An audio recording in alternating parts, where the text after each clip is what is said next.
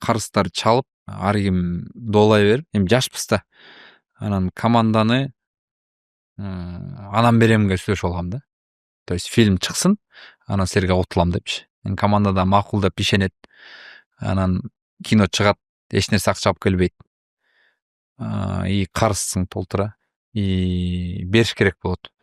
Анан кээинки командага да иштегендер түшүнгөн ошондо элечи. Эрма давай болгондо бересиң деген, кээинки түшүнбөгөндөр болгон да.